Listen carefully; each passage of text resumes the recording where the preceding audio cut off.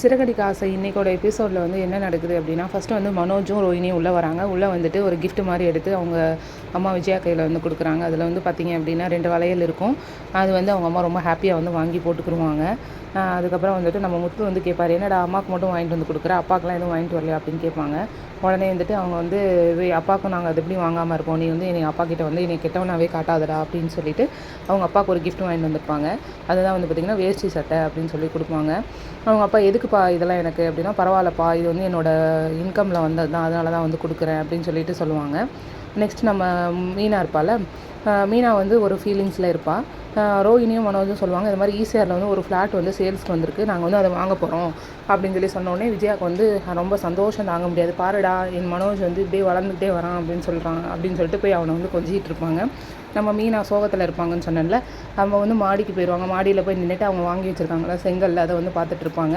அப்போ நம்ம முத்து வந்து என்ட்ரி கொடுத்துட்டு, என்ன பண்ணிகிட்டு இருக்க மீனா அப்படின்னு சொல்லி, நம்ம அவங்களாம் பாரு வீடு வாங்க போகிறாங்க, நம்மளால் வந்து ஒரு வாங்கி வச்ச செங்கல்ல ஒரு ரூம் கூட கட்ட முடியலையேன்னு ஃபீல் பண்ணிகிட்ருக்கியா அப்படின்னு சொல்லி கேட்பாங்க.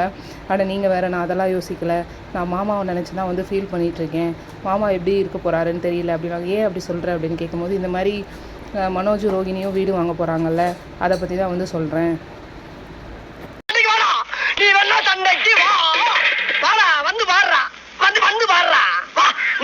அதே மாதிரி தான் நம்ம ரவியும் ஸ்ருதியும் வந்துட்டு அவங்க அம்மா அப்பா எப்படா கூப்பிட்டு போய் தனியாக வைக்க போகிறாங்க இருக்காங்க, இப்படி எல்லாருமே தனித்தனியாக பிரிஞ்சு போயிட்டா மாமா வந்து ரொம்ப ஃபீல் பண்ணுவாங்களா அப்படின்னு சொல்லி மீனா வந்து ரொம்ப வருத்தப்பட்டு பேசுனாங்க.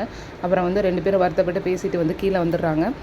வந்ததுக்கப்புறம் வந்து பார்த்திங்கன்னா அடுத்த சீனில் நம்ம விஜயாவோட ஹஸ்பண்ட் இருக்கார்ல, அவர் வந்துட்டு நான் வந்து வேலைக்கு போகிறேன் அப்படின்னு சொல்லிட்டு கிளம்பிட்டு இருப்பார். நம்ம முத்து வந்து எப்போவுமே போல் நல்ல கேரக்டராக வந்து, நீங்கள் எதுக்குப்பா வேலைக்கெலாம் போகணும், அதான் 3 பேர் இருக்கோம்ல நாங்கள் போகிறோம் அப்படின்னு சொல்லிட்டு இருப்பார்.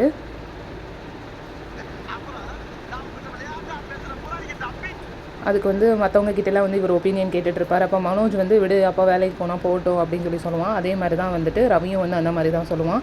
லாஸ்ட்டாக வந்து முத்து வந்து மீனா கிட்டே வந்து கேட்பாங்க, இது மாதிரி அப்பா வேலைக்கு போகணுன்னு சொல்கிறாரு, நீ என்ன சொல்கிற அப்படின்னு கேட்டோடனே விஜயா வந்து சொல்லுவாங்க, அவட்ட கேட்டு தான் இந்த வீட்டில் எல்லாமே முடிவெடுக்கணுமா அப்படின்னு சொல்லிட்டு விஜயா கேட்பா.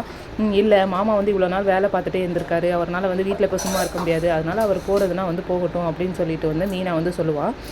உடனே வந்துட்டு ஓகே ஆகிடும். அப்புறம் அவர் கிளம்பும் போது அவருக்கு லஞ்ச் பாக்ஸ் கட்டி கொடுத்தோன்னே அவரோட கண்ணே வந்து கலங்கிரும். இந்த மாதிரி எங்கள் அம்மா தான் வந்து எனக்கு லஞ்ச் பாக்ஸ் கட்டி கொடுத்துருக்காங்க, அதுக்கப்புறம் நீ தான் வந்து இப்படி கட்டி கொடுக்குற அப்படின்னு சொல்லி மீனா ரொம்ப பெருமையாக வந்து நல்ல கேரக்டர்லேயும் வந்து காமிச்சிட்ருக்காங்க.